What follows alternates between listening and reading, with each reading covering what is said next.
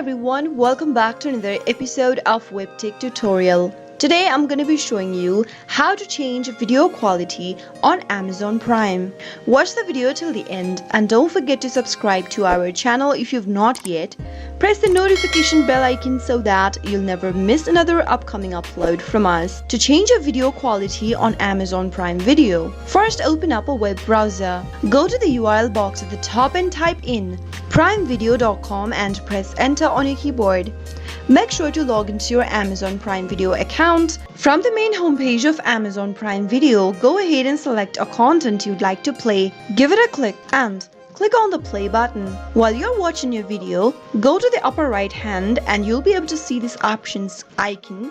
Give it a click and choose your video quality between good, better, and best.